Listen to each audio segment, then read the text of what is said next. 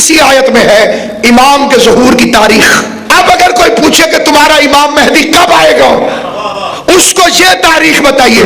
سامعین گرامی قدر، اس منزل فکر پر جس طرف آج گفتگو کو لے جانا چاہتا ہوں وہ فقط یہ ہے کہ کائنات آدم و عالم میں ایک تو یہ عقیدہ انسان کے انسان ہونے کا ثبوت ہے، دوسرا جتنی بھی سٹوریز بنتی رہیں ایک کربلا کو چھوڑ کر اس کا اینڈ اللہ نے لکھا ہے.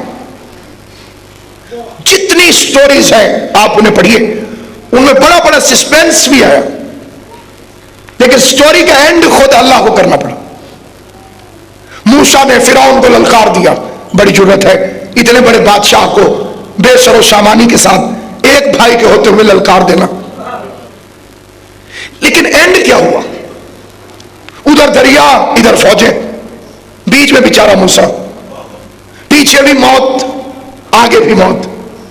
اب اگر سٹوری اسی طرح سے چلتی رہتی تو نتیجہ یہ ہوتا کہ بالآخر اللہ کا نبی نیل کی موجوں میں ڈوب گیا، یا یہ ہوتا کہ فوجیں آگے آئیں اور انہوں نے قتل کر دیا.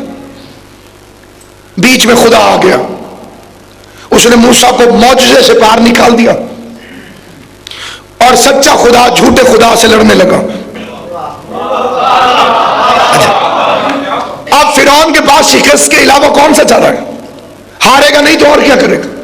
اللہ سے لڑے گا. تو نتیجہ اسی آیت میں ہے امام کے ظہور کی تاریخ. وَأَنْجَيْنَا مُوسَىٰ وَمَعَهُ أَجْمَعِينَ، ہم نے موسیٰ اور اس کے سارے ساتھیوں کو نجات بخش دی. یہ سارے بڑا خطرناک فکرہ ہے. مَعَهُ أَجْمَعِينَ، جتنے لوگ حضرت موسیٰ کے ساتھ تھے سب کو خدا نے کہا کہ میں نے پانی سے نجات بخش دی، پار لے کر چلا گیا.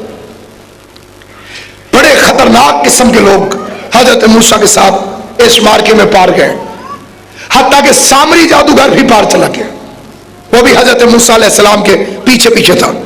اور اس کا ثبوت بھی کسی تاریخ یا روایت میں نہیں، قرآن کی آیت میں، کہ جب حضرت موسیٰ علیہ السلام 40 دن کے لیے غائب ہوئے، کہہ کے گئے تھے 30 دن کے بعد آ جاؤں گا، چلے گئے. ہمارے مولوی صاحبان کہتے ہیں انشاءاللہ کہنا بھول گئے تھے.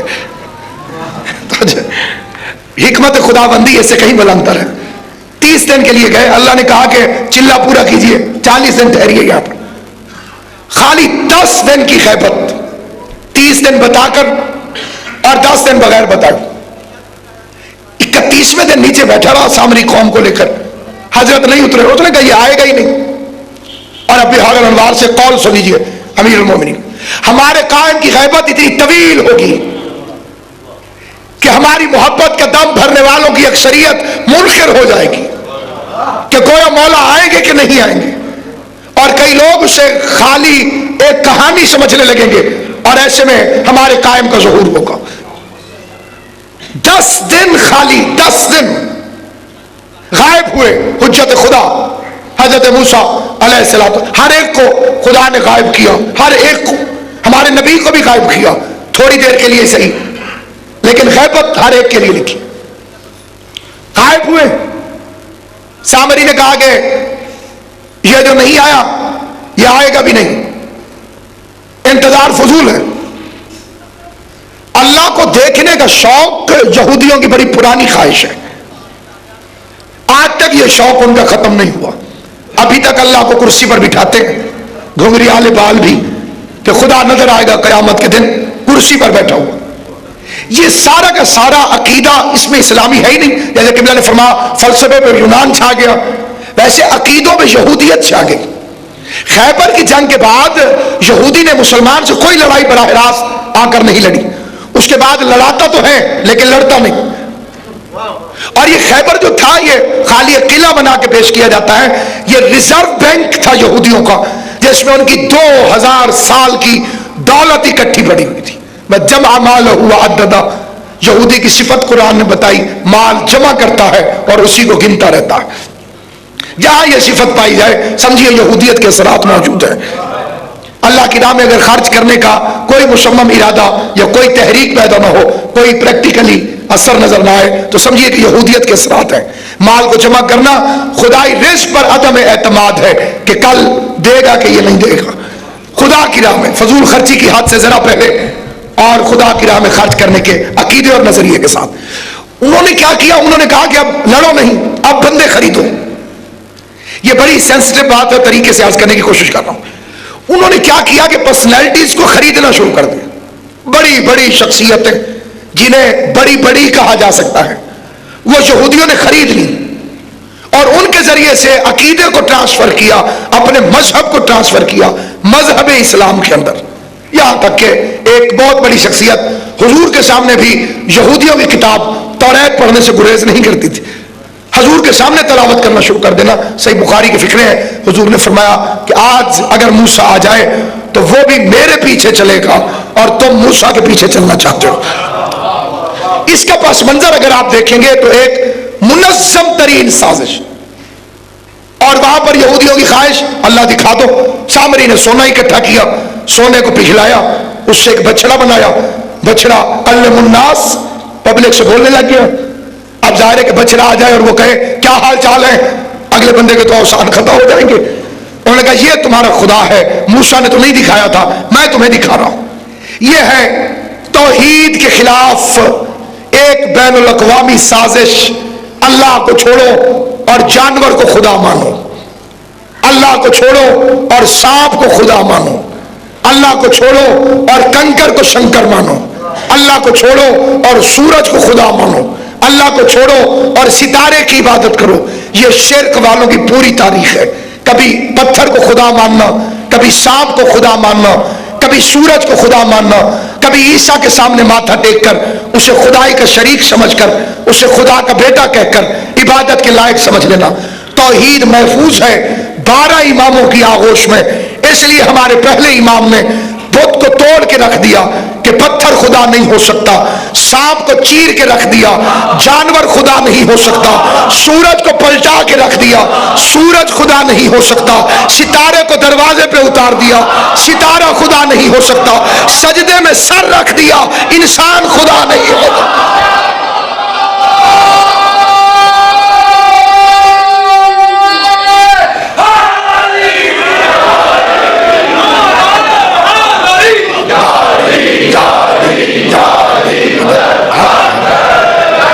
اور اب جب حضرت موسیٰ علیہ السلام واپس آئے کیا دیکھا کہ قوم گمراہ ہو چکی. بس یاد رکھیے جو 40 دن تک بھی ہادی کی غیبت کو برداشت نہ کر سکے وہ یہودی ہوتا ہے، اور جو 1200 سال سے انتظار کر رہے ہوں وہ شیعان حیدر کرار ہو. یہودی ہادی کے غائب ہو جانے کے بعد دین پر قائم نہیں رہتا. وہ سمجھتا کیا نوح علیہ السلام کو کیوں چھوڑ دیتے تھے 900 سال مارنے کے، روز کیوں مارتے تھے؟ روز مارتے ہیں. مٹی کے ڈھیلے، انسانیت ابھی پتھر کے زمانے میں نہیں آئی تھی، مٹی کو پکا کرنے کا مٹی کے ڈھیلے حضرت نوح علیہ السلام پہ مارنے، وہ دب جاتے تھے اس کے نیچے، یہ مطمئن ہو جاتے تھے کہ مر گیا. یہ بھی شرک کا ایک مزاج ہے. نبی اگر مٹی کے نیچے چلا جائے تو مشرک سمجھتے ہیں کہ مر گیا. یہ مزاج شرک ہے. علی بھائی اگر مٹی کے نیچے نبی چلا جائے، اب وہاں پر ان کا خیال آیا مر کھپ گئے ہوں گے موسیٰ. لیکن یہودیوں کا ایک اور کارنامہ بھی دیکھو، مر گئے تو جاؤ جنازہ پڑھو. یہودی جنازے میں بھی نہیں آتا. کوئی ایسا اثر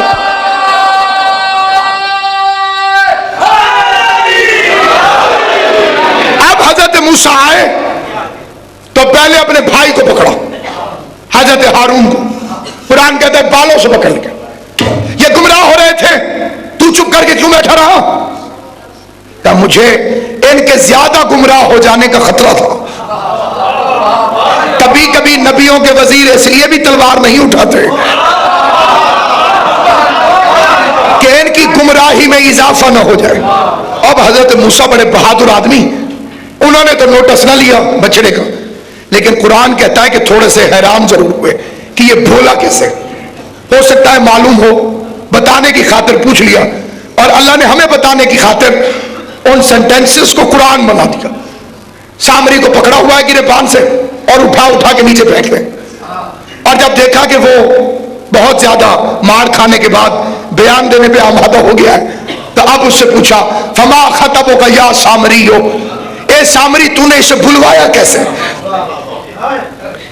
अब पब्लिक भी सुन रही है और सामरी साहब मार खा रहे हैं, तूने भुलवाया कैसे?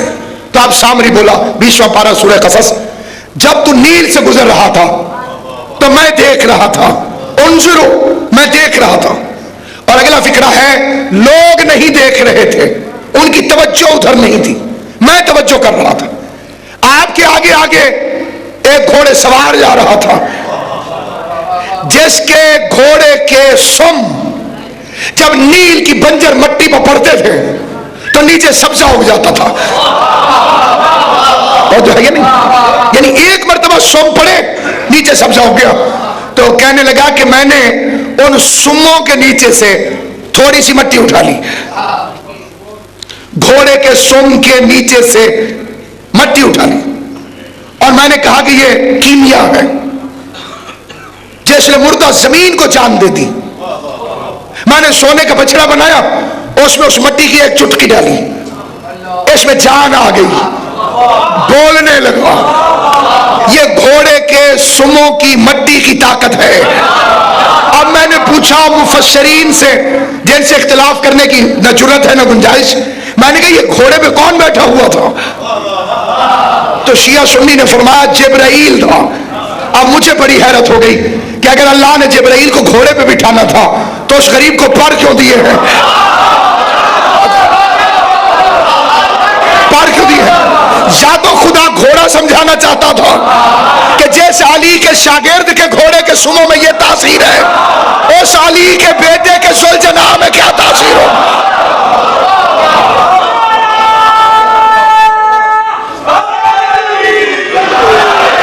मेडिकल साइंस जख्मों के लिए मट्टी को मूशर करार देती है, और सुलझना के पांव की मट्टी उठाकर जख्मों पे लगा दीजिए, वो जख्मों को मुंदमिल कर देती है। क्यों बुलवाया था? उस मट्टी के जरिए से वो मट्टी मैंने थोड़ी सी वहां पे बैठी, तो इसका मतलब ये भी पीछे था। या मूसा जा रहे थे, पार ले गया मूसा अपने सारे साथियों। याद रखिए, नजात का ताल्लुक अमल से नहीं है, अकीदे से है। शैतान ने अमल से मार नहीं खाई, अकीदे से मार खा गया। वो जो सजदा था वो अमल न था, अकीदा था कि जिसको सजदे करता हूं वही कह रहा है कि सजदा कर। तो वहां पर अल्लाह कहता मैंने सारों को पार भेज दिया। अब डेट सुनिएगा, इमाम ज़मान कब आएंगे, परफेक्ट तरीन तारीख, 1 इंच का भी इसमें से कोई फर्क नहीं निकाल सकता। मूसा और उसके सारे साथियों को नजात दी। सुम्मा अगरकना फिल आखिरीन, पीछे आने वाले सारों को गर्क कर दिया। पिछले जो अच्छे थे वो बुरे इमाम की वजह से गर्क हो गए। मूसा के साथियों में जो बुरे थे वो अच्छे इमाम की वजह से पार चले गए। एक मासूम मूसा 12 कबीलों को पार ले गया। कबीले 12 हो और मासूम एक हो तब भी पार चले जाते हैं, तो फिर एक कौम को 12 मासूम पार लेकर क्यों नहीं जा सकते? वो एक थार पार ले गया। अब ये हुआ कैसे? दरिया था, खड़े हो गए, कब मूसा मरवा दिया, पीछे फिरौन की फौजें हैं, आगे नील की मौजें। अजीब दरिया है नील। दुनिया के जिस दरिया का नाम उठाइए वो 4 हरूफ पर मुश्तमिल है। रावी हो, सिंध हो, चनाब हो, दजला हो, फुरात हो, इसमें 3 है। रोक लिया मूसा को। अल्लाह ने कहा मत घबरा, असा मार, असा मार दिया। हम जब कहते हैं मौला अली ने 2 उंगलियों से खैबर का दरवाजा उखाड़ दिया, तो जदीद उलमा फरमाते हैं, जदीद वो फरमाते हैं अलिफ लैला की कहानी है, 2 उंगलियों से खैबर का दरवाजा उखाड़ दिया। क्या ये मौजिजा आपकी समझ में आता है? ये तो जाकिरों ने नारे लगवाने के लिए बनवाया हुआ है कि मौला अली ने कल्बे अजदर को चीर दिया। छोटा सा बच्चा कैसे कर सकता है? ये तो अलिफ लैला की कहानी है। एक बार तो यकीन करना बेवकूफी के सिवा कुछ नहीं। मैंने कहा कुरान पढ़ो। कुरान कहता है कालीन हवा में उड़ता था, कुरान कहता है असा से दरिया में रास्ता बन गया। ये पढ़िए तो किसी मौलवी को एतराज नहीं होता। آج تک کسی نے نہیں کہا قالین ہوا میں کیسے اڑ سکتا ہے، عصا سے 12 رستے کیسے بن سکتے ہیں، پہاڑ سے اونٹنی کیسے نکل سکتی ہے. یعنی نوکروں کے فضائل سمجھ میں آ جاتے ہیں، مولا کے فضائل سمجھ میں نہیں آتے، آقا کے فضائل سمجھ میں نہیں آتے. یہ رستہ بنا اور یہ رستے کے اندر اتنے خطرناک ساتھی حضرت موسیٰ کے کہنے لگے پہلے خود جاؤ، یہ نظر کا دھوکہ نہ ہو، خود جائیے. پہلے اچھی طرح سے گھوم پھیر کے دکھایا حضرت موسیٰ نے، دیکھو کچھ نہیں. پھر ساتھی داخل ہوئے، پھر یہ دریا سے نکلنے لگے.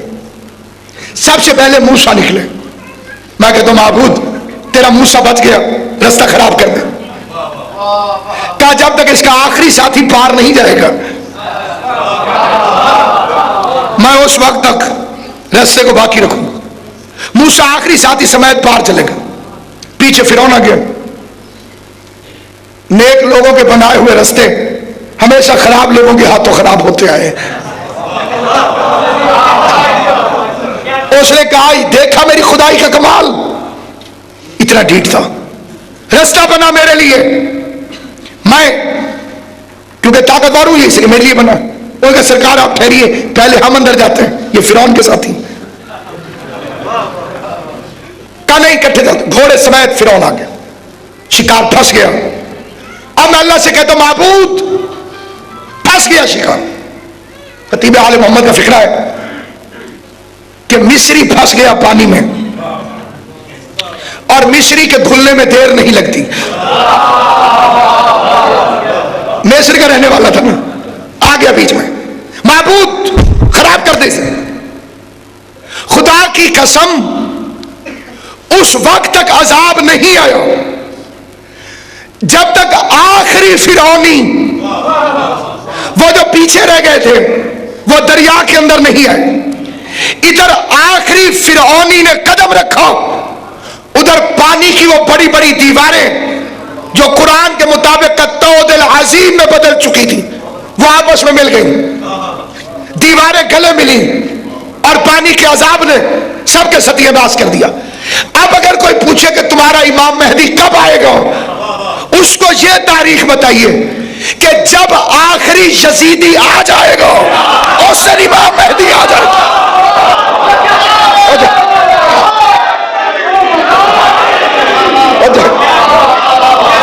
یہ ہے امام کے آنے کی تاریخ.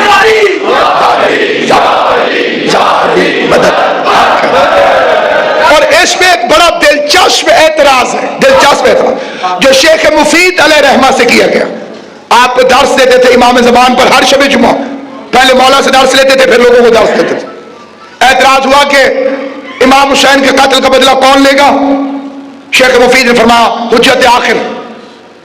اس نے کہا کہ آپ کا رینک کیا ہے؟ انہوں نے کہا امام. ان کا زین العابدین کون تھے؟ ان کا امام. اس نے کیا عجیب مذاق ہے کہ چوتھا امام تو بدلہ لے نہیں سکا، 12واں کیوں بدلہ لے گا؟ شیخ مفید کا بڑا مفید جواب ہے، ساری زندگی یاد رکھیے گا. فرمان لگے چوتھے میں بھی اتنی ہی طاقت تھی اور چوتھا بھی ویسے ہی اختیارات الہیہ کا مالک تھا اور چاہتا تو ایک ایک حسین کے قاتل سے بدلہ لے سکتا تھا، لیکن اگر چوتھا بدلہ لے لیتا تو آج کے یزیدی بچ جاتے. یزید نام نہیں ہے، کردار ہے. قیامت تک جتنے بھی یزیدی آنے ہوں گے وہ آتے رہیں گے، اکٹھے ہوتے رہیں گے.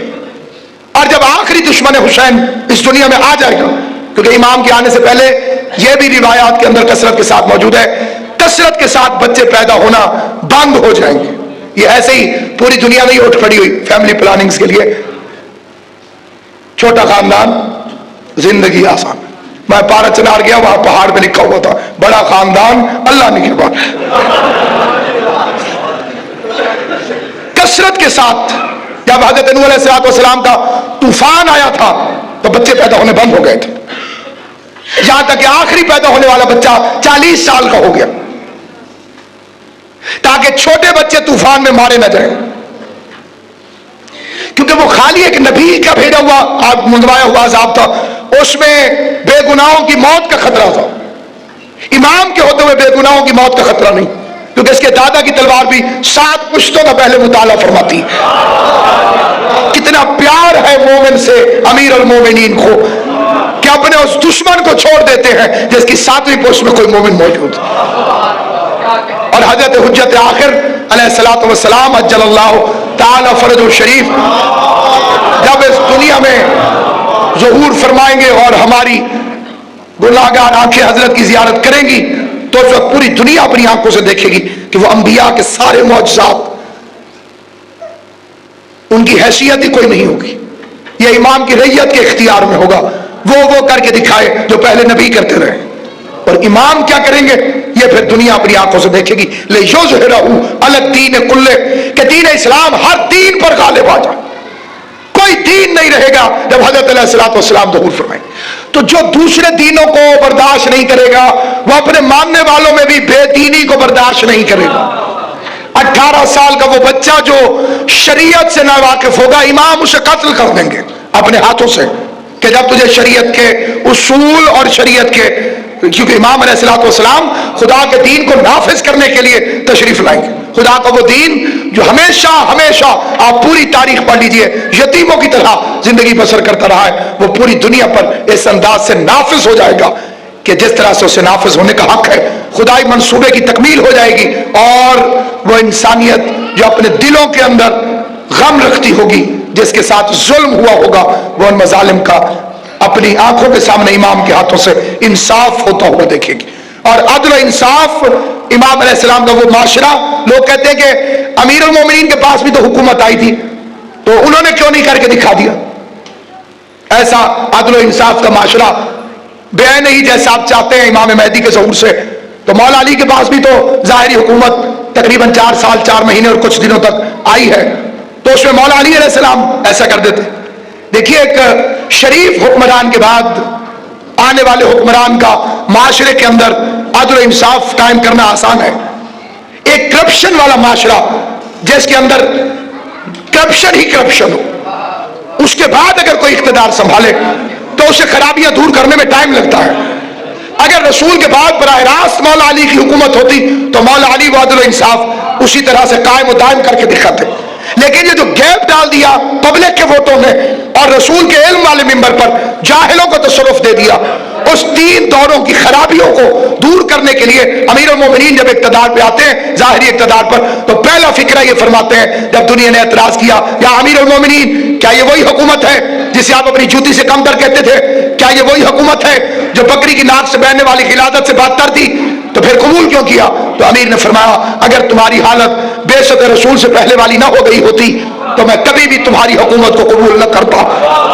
तुम पहले की तरह हो गए थे।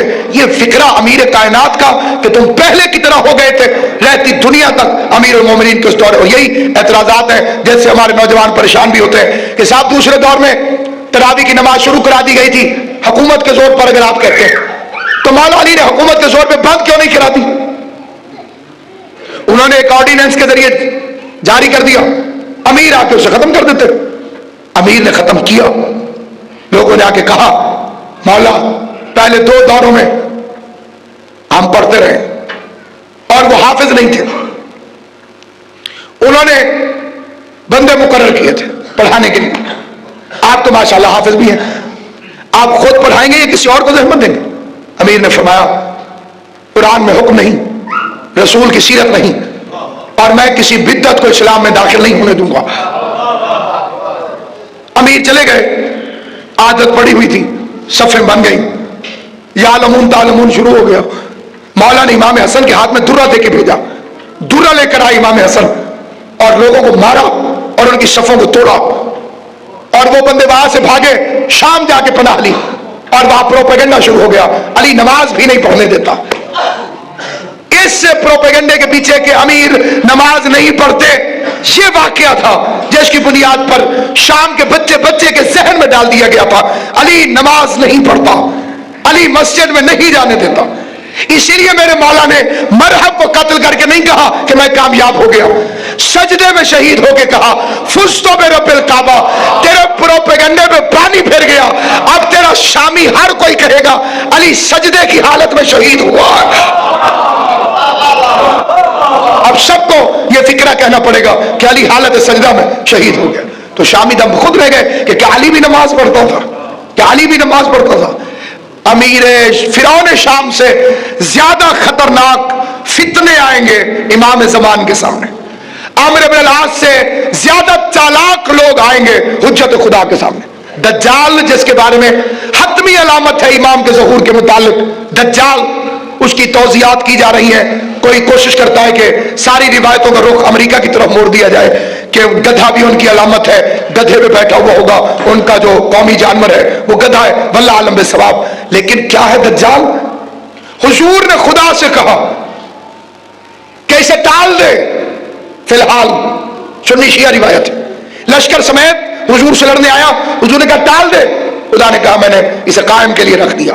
اس زمانے میں یہ آئے گا اور قائم اس سے جنگ فرمائیں گے. پوچھا گیا مولا کب ایسا ہوگا؟ فرمایا امیر المومنین سے پوچھا جا رہا ہے. اور یہ وہ حدیث ہے جو آپ نے حضرت میثم تمار سے بیان فرمائی. میثم کمیل، میں دیکھ رہا ہوں تمہاری قبروں کے گرد بلند و بالا مکان بن چکے ہیں. بلند و بالا، وسیع و عریض اس زمانے میں سمجھ میں آتا تھا، بلند مکان سمجھ نہیں آتے تھے. فلیٹس کی دنیا، فلیٹس کی زندگی، ایک سے اوپر مکان بناتے جانا اور کتنی منزل پہ پہنچ جانا، یہ اس زمانے کا مسئلہ نہیں تھا. امیر نے بتایا بلند و بالا مکان بنیں گے، وسیع و عریض نہیں. وسیع و عریض تو وہ ہوتے ہی نہیں. اگر وسعت ہوتی عرض کے اندر تو پھر وہ اوپر کیوں جاتے؟ جب پھیل نہ سکے تو اوپر چلے جاتے ہیں. مکان بن گئے. اگلا فکرہ امیر المومنین کا وہ تھوڑا سا اس سوسائٹی کے لحاظ سے بڑا سخت ہے، کیونکہ ہم اسے سارے قبول کر چکے ہیں، ویلکم کہہ چکے ہیں. اور اب پڑھنے والے کو بھی شرم آتی ہے کہ میں اس کے خلاف کیسے پڑھوں. سننے والے تو پھر سننے والے. امیر المومنین نے فرمایا کہ میں دیکھ رہا ہوں کہ ان مکانوں کے اوپر شیطان کی آنکھ نمودار ہو چکی ہے اور شیطان کا سینگ طلوع کر چکا ہے. وقال له اینٹینا، اور وہ لوگ اسے اینٹینا کہہ کے پکارتے ہوں گے. آپ دیکھیے کہ قدیم علماء نے نوٹس لکھے کہ واللہ عالم یہ اینٹینا کیا چیز ہوتی ہے. ہم تو خود ماشاءاللہ 100 چینلوں کے عالم تشریف فرمائے، ہمیں پتہ ہے کہ اینٹینا کیا چیز ہوتی ہے. لیکن کتنی عجیب بات ہے، آپ دنیا کی لینگویجز میں دیکھ لیجئے. میں جہاں جہاں ذکر حسین کے توسل سے گیا، میں نے خصوصی طور پہ تجسس کے ساتھ اس بات کو محسوس کیا. ہندوستان میں گیا، وہاں پوچھا اینٹینا کہتے ہیں اسے. ہانگ کانگ والے بھی اینٹینا کہتے ہیں، پورا عرب اینٹینا کہتا ہے، پورا یورپ اینٹینا کہتا ہے، امریکہ کے پورے لوگ اسے اینٹینا کہہ کے پکارتے ہیں. دنیا میں کتنی چیزیں ہیں جن کے ترجمے ہو چکے ہیں. لاؤڈ اسپیکر ہے، آپ انگریزی میں لاؤڈ اسپیکر کہتے ہیں، جرمن کچھ اور کہتے ہیں، فرینچ کچھ اور کہتے ہیں، اسپینش کچھ اور کہتے ہیں، سویڈش کچھ اور کہتے ہیں. امیر المومنین نے کہا وقال له اینٹینا، اینٹینا کو جرمنی والے بھی اینٹینا کہتے ہیں، امریکہ والے بھی اینٹینا کہتے ہیں، ہندی والے بھی اینٹینا کہتے ہیں. وقال له اینٹینا، کیونکہ امام کسی ایک قوم کے مخاطب نہیں، پوری قوموں کا حال مولا نے بتا دیا. لوگوں کے گھروں پر شیطان کی آنکھ طلوع کرے اور لوگ اسے اینٹینا پکاریں گے. کمیل نے کہا مولا کچھ اور بتائیے. فرمایا عورتیں عورتوں پر اکتفا کریں گی، مرد مردوں کو کافی سمجھیں گے. کہا مولا کچھ اور بتائیے. کہا کمیل تم برداشت نہیں کر سکو گے، برداشت نہیں کر سکو گے. کہا مولا کچھ ارشاد فرمائی. کمیل کے لیے مولا کہیں اور میثم کے لیے مولا کہیں کہ تم برداشت نہیں کر سکو گے. حوصلہ ہے ہمارا، ہم اس معاشرے میں زندہ ہیں جنہیں کمیل اور میثم سن نہیں سکتے تھے.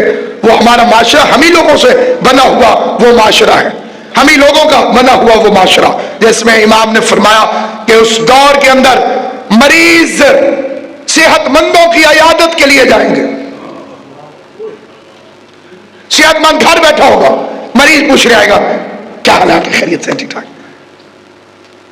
تشریح سنیے، آیت اللہ صافی گول پائیگانی نے اس کی تشریح میں فرمایا کہ یہی دور ہے، واجب اس امتی پر ہے جس پر خمس واجب ہو گیا کہ وہ سید کے دروازے پر جائے اور اسے جا کے دیکھ آئے. تمہارا حق ہے، تمہاری دادی کا مال ہے، قبول کرو. کا الٹ کام چلے گا. سید غریب عمراء کے دروازے پر بار بار بلائے جائیں گے، حالانکہ وہ قرض نہیں ہے، احسان دینے والے کا نہیں ہے. جس نے خمس دیا اس کا 0% بھی احسان نہیں. احسان اس سید کا ہے جو قبول کر کے اس کے باقی مال کو پاک کر رہا ہے. اس عالم میں مر جائے تو جنت میں جائے گا، اور اس مال کا حساب کتاب نہیں ہوگا جس میں سے حق فاطمہ الزہرا کو نکال دیا گیا. اس زمانے کے اندر نئی نئی فکریں پیدا کر کے کچھ ایک عقیدہ تو یہ نکلا، وہ کہہ لگے صاحب یہ معطل ہو گیا ہے خمس، کوئی رائل فیملی کا ٹیکس تھوڑی ہے کہ ہم عطا کریں. تو یاد رکھیے امام کے ظہور کی دعا کے ساتھ ساتھ ایک چیز ہمیشہ یاد رکھیے، قبلہ نے اعلان کیا مجلس سے ہوں گی اور یہاں کوئی انتظام نہ ہو، دروازہ ہی بند ہو، لاؤڈ سپیکر کچھ نہیں، لائٹنگ کچھ نہیں، بیٹھنے کا انتظام کچھ نہیں، ذاکر کو اطلاع نہیں. تو یہ لطیفہ تو ہو سکتا ہے، مذاق تو ہو سکتا ہے، مجلس نہیں ہو سکتی.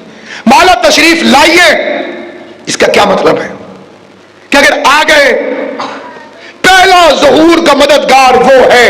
خدا کی قسم بار بار زور دے کے یہ فکر عرض کرتا ہوں، امام کے ظہور سے مخلص وہ ہے جو تھوڑی بہت تیاری کر کے رکھے.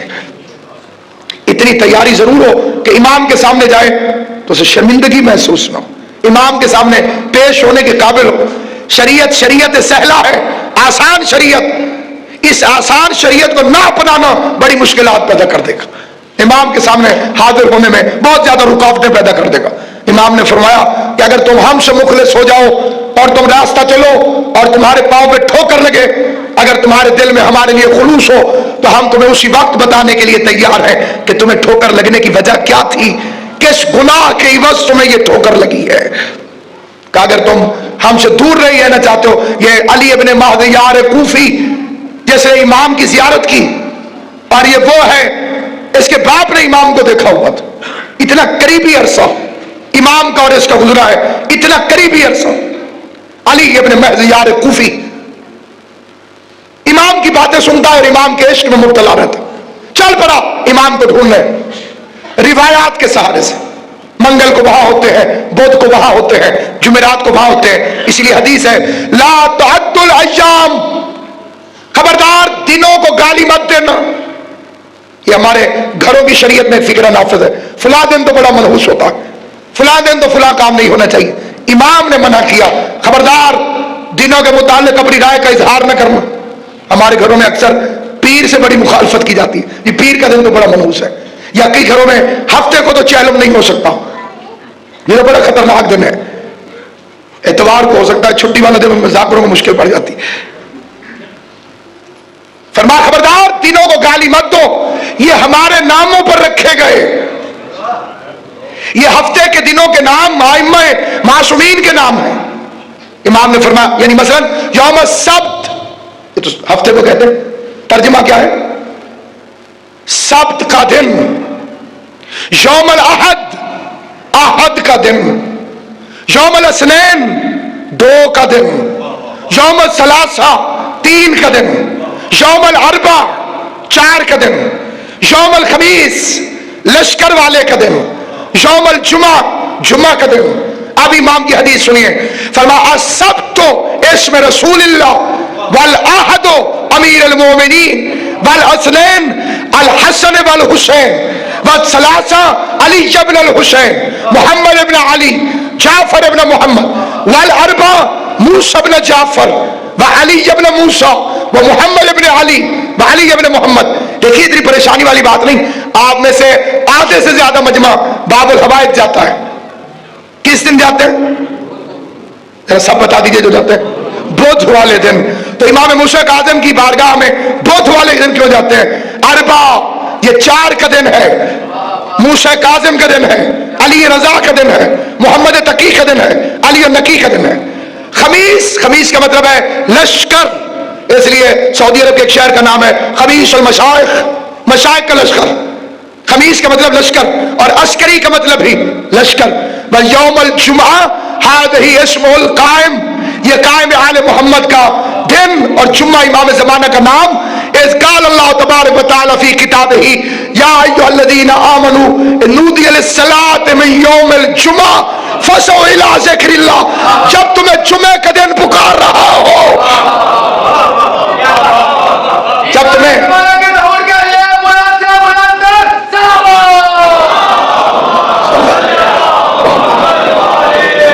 جب آپ کو امام زمانہ پکار رہے ہوں ذکر اللہ کی طرف دوڑو، ذکر اللہ کی طرف دوڑو. بدل البے، بے کو چھوڑ دو. اس طرح سے نہیں روکا گیا، بے سے روکا گیا. حالانکہ دونوں معاملات ہیں اور قرآن مجید میں خالی ایک چیز کا تذکرہ کیا گیا. تو جمعہ کا دن ہے حضرت کا اسم گرامی، اور یہی وجہ ہے کہ جب نماز جمعہ پڑھیں یا نماز عیدین، اس میں جب حضرت کا نام آتا ہے اٹھ کر کھڑے ہو جاتے. جمعے میں، عید کی نماز میں، خطبے کے اندر یہ جو خطبے ہیں جب دینے والا دے گا اس میں ضرور معصومین کے نام لے گا، اور جب نام لے گا تو پھر اٹھ کر کھڑے ہو جائیں گے. کیوں کھڑے ہوتے ہیں؟ ہمارے بچے یہ سمجھتے ہیں کہ تعظیمن، اگر تعظیمن کھڑے ہونا ہوتا تو پھر اس بی بی کے لیے کھڑے ہوتے جس کے لیے رسول کھڑے ہوتے تھے. پیغمبر کے نام پر نہیں کھڑے ہوئے، امیر المومنین کے نام پر کھڑے نہیں ہوئے، حسن و حسین کے نام پر کھڑے نہیں ہوئے، امام مہدی کے نام پر کیوں کھڑے ہوئے؟ خدا کی قسم یہ کھڑے ہونا تعظیم نہیں، بیعت ہے. یہ اپنے جسم کو عادی بنانا ہے کہ جب آپ آئیں گے تو میں بیٹھا نہیں رہوں گا.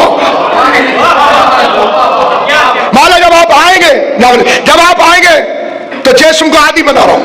نام جیسے حادثہ ہوتے ہی غلط بریک لگ گئی خدا نخواستہ، یا علی، گرنے لگے یا علی، ایسے جسموں کو عادی بنایا جا رہا ہے. مولا کا نام آئے تو سستی نہ کرو. 3 گروپس بنیں گے امام کے وقت ظہور، اور اب وقت زیادہ ہو گیا، کل انشاءاللہ میں عرض کروں گا. 3 گروپس امام کی آواز سننے کے بعد جب مولا فرمائیں گے آواز آئے گی کعبے کی گونجے گی، کائنات میں فوراً 3 گروپس بن جائیں گے. پوری دنیا 3 گروپوں میں تبدیل ہو جائے گی. ماننے والے، نہ ماننے والے، تاخیر کرنے والے، سستی کر جانے والے. امام کے پاس جائیں گے، شکر ہے مولا آ گئے، مبارک ہو مبارک ہو. تم چل رہے ہو؟ میں ذرا بینک کے اکاؤنٹس دیکھ لوں، پتہ نہیں دنیا کی حالت اب کیا ہو جائے. میں ذرا زمینوں کو سنبھال لوں، میں ذرا گھر بار کو ٹھیک. 3 گروپس امام معصوم نے فرمایا، 3 گروپس ہیں جو امام کے آنے کی آواز سننے کے بعد تشکیل پا جائیں گے. جب یہ آواز آئے گی کہ مولا آ گئے، کچھ لوگ ایئر لائنز کی طرف بھی بھاگیں گے. روایت کے فکر ہے، ایئر لائنز ٹکٹیں مل جائیں، سیٹ مل جائے. اور کچھ لوگ جو گھر سے نکلیں گے دیوانہ وار، پہلا قدم گھر کے اندر اور دوسرا امام کی خدمت. یہ خلوص ہو.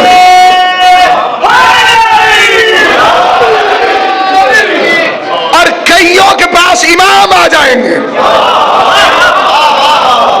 میں نے قبر کی زیارت کی تھی ہندوستان کے اندر، حیدرآباد دکن کے اندر. نیک نام علی، ایک شخص کا نام تھا نیک نام علی، بہت اونچے اونچے لمبے قد کا. قبر بتاتی ہے کہ بہت ہیلدی آدمی. نیا نیا پستول ایجاد ہوا تو انگریز نے دکھایا کہ یہ یوں دبے گا تو گولی نکلے گی اور بندہ فارغ. اس نے یہاں سے پکڑ کے انگریز کو چھات پہ پھینک دیا، کہا اس سے پہلے ہم تمہیں اوپر پھینک دیں گے.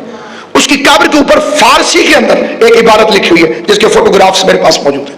میں اس کی زیارت کرنے اس لیے گیا کہ وہ اپنی تلوار سمیت دفن ہے، اور اس کی قبر پر لکھا ہوا ہے کہ جب میں مروں تو میری تلوار میرے ساتھ دفن کرنا، کیونکہ مجھے یقین ہے کہ جتنا میں نے انتظار کیا ہے جب میرا مولا آئے گا تو وہ مجھے قبر سے اٹھائے گا. اور سپاہی کے لیے زیبا نہیں کہ ہتھیار کے بغیر سو رہا ہو، سپاہی کے لیے.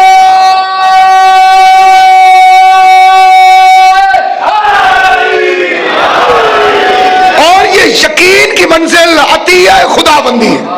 انسان چاہے کہ اس میں خود بخود امپروو ہو جائے، کوشش اس کی طرف سے ہے. لیس للانسان الا ما سعى، جس کی کوشش کرے گا وہ اندر. سراج الدولہ گیٹ کھول گئے، انگریز فوج داخل ہو گئی، اور یوں سامنے لشکر آ رہا ہے، اور لڑتے لڑتے وزیر کو کہا چھت پہ چڑھ کے دیکھ میرے مولا کا لشکر آ رہا ہے کہ نہیں آ رہا. اور اس کے بعد خط آیا امام زمان علیہ الصلوۃ والسلام کا، جسے متعصب اہل سنت علماء نے بھی اپنی کتابوں میں تذکرہ کیا. یعنی ایک دل کے اندر تڑپ کہ میرا امام میری نصرت کے لیے، میری ہدایت کے لیے خدا بند قدوس کی طرف سے موجود ہے. میں اپنے خیالات میں ایسی پاکیزگی پیدا کروں، میں اپنے روزمرہ میں ایسی طہارت پیدا کروں کہ میرے یعنی آج آپ دشمن اہل بیت کا جواب دیتے ہیں تو آپ کو جواب کہاں سے مل جاتا ہے؟ امام نے فرمایا صادق آل محمد ہے، جب ایک شخص کو جواب دیا ہے مولا کے حشام نامی مناظر نے، جس کی تعریف امام کرتے تھے، حشام، اس نے کہا تیرا پانچواں امام مر گیا، اس نے تانا دیا، حشام نے کہا میرا امام تو مر گیا لیکن تیرے امام کو وقت معلوم تک مہلت ملی ہوئی ہے۔ اس کو اللہ نے کہا کہ الا وقت معلوم، تو وقت معلوم تک زندہ رہے گا۔ بڑا گھبرا کر وہ بھاگ گیا، کئی لوگ مومن ہو گئے۔ حشام آیا، امام نے اس کا ماتھا چوما، کہا حشام تجھے یہ جواب کس نے سکھایا تھا؟ کہ مولا کسی نے نہیں سکھایا تھا، وہ میں نے زبان ہلائی جواب نکل آیا۔ امام نے کہا میں بول رہا تھا۔ فرمایا ہماری حمایت کے لیے، ہماری عزت کی خاطر اگر کہیں بولنا پڑے تو بولو، زبان تمہاری ہوگی، الفاظ ہمارے ہوں، زبان تمہاری۔ یہ کس کی نصرت ہے؟ یہ حجت خدا کی نصرت ہے۔ الذی بیومنہ رزق الورا، آپ جو کھا کے آئے ہیں، جو جا کے کھائیں گے، آپ کا جو مذہب ہے اس کے عقیدے کے مطابق وہ صدقہ ہے حضرت امام زمان علیہ السلام کو۔ اگر امام زمان نہ ہو تو زمین فصلیں دینا چھوڑ دے، سورج روشنی چھوڑ دے، پانی کی تاثیر ختم ہو جائے۔